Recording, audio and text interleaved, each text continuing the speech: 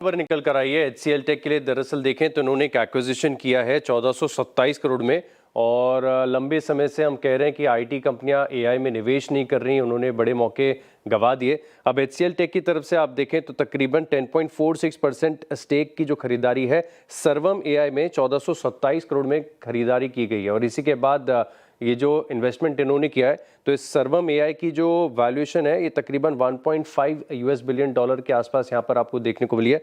अब खास बात ये कि अपने आप में बड़ा खास प्लेटफॉर्म है। अब तक हम देखते हैं कि ज़्यादातर कंपनी जो होती हैं वो दूसरे एआईज के मॉडल्स का इस्तेमाल करके आगे डेवलपमेंट करती हैं, लेकिन एचसीएल टेक का ये निवेश आप देखें तो सर्वम एआई को अपनी रिसर्च और डेवलपमेंट कैपेबिलिटीज़ को यहाँ से और सुधारने के लिए और एनहांस करने के लिए काम आ सकता है। जहाँ पर आप देखें तो स्क्रैच से ये प्रायोरिटाइज करेंगे और भारतीय जो मूल है उसके अनुसार आप देखें तो जो लैंग्वेजेस हैं, तौर तरीके हैं, उसके हिसाब से इस एआई मॉडल को आगे जाकर डेवलप किया जाएगा और एजेंटिक एआई वर्क के ऊपर भी काम किया जाएगा। तो बड़ा निवेश है तकरीबन 1427 करोड़ का, तो एचसीएल टेक के लिए बढ़िया पॉजिटिव खबर। बढ़िया खबर है सर। और सरकार तो एकदम एक्टिव हो गई है, शायद ये 5वां ओएफएस है लगातार यहाँ पर हम देख रहे हैं। अब जीआईसी आ रही यहाँ पर आप फोकस रखेगा। सरकार अपना 5% हिस्सेदारी जो है वो इस ओएफएस के माध्यम से बेचेगी, जिसमें आप देखें तो जो बेस ओएफएस की साइज है 2% है और उसके बाद ग्रीन शू ऑप्शन है। अब तक जितने भी 4 हुए हैं उन सब में हमने देखा था कि डिमांड बहुत बढ़िया थी और सरकार ने अपना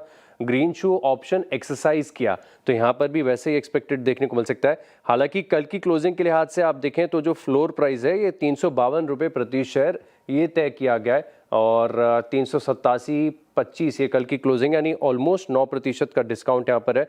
और 1235 करोड़ के आसपास का जो है ये बेस साइज है, 1853 का ये ग्रीन शू ऑप्शन है। अब दरअसल आज नॉन रिटेल के लिए और फिर कल हम देखेंगे कि रिटेल के लिए ये ओएफएस खुलता हुआ नजर आएगा, तो स्टॉक के ऊपर पूरे दिन नजर रहेगी। इसके अलावा क्राफ्ट्समैन ऑटोमेशन यहाँ पर देखें तो फंड रेजिंग भी लगातार एक्टिव हो रही है। रोज रोज खबरें हम देख रहे हैं। अब यहाँ पर फंड रेजिंग के लिए अप्रूवल मिल गया है, जहाँ पर आप देखें तो तकरीबन 2000 करोड़ की फंड रेजिंग करेंगे तो स्टॉक पर भी नजर रहेगी।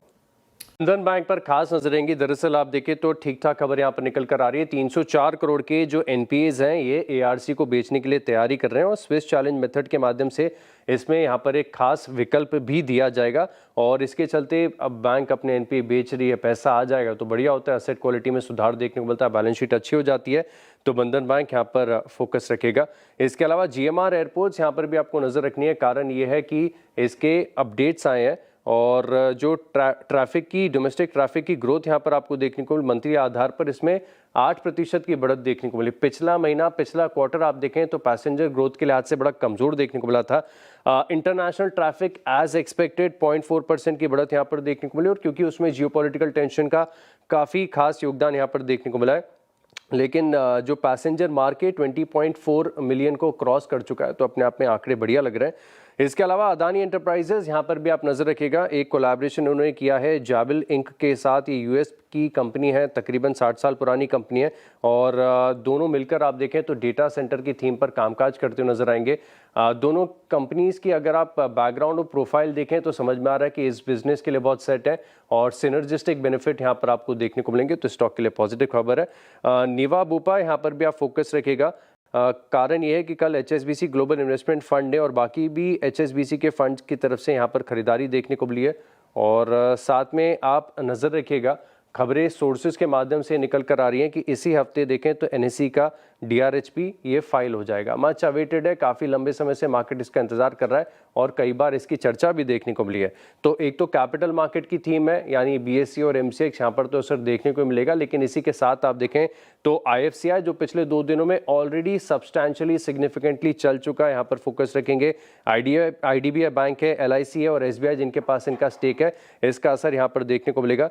जो आईपीओ की वैल्यूएशन लाइकली है 5.5 लाख करोड़ के आसपास ये बताई जा रही है और अक्टूबर से लेकर नवंबर के बीच में आईपीओ आ जाएगा, लेकिन डीआरएचपी फाइल होगा इसी हफ्ते के दौरान, ये मार्केट सोर्सेज बता रहे हैं। ओके, चलिए।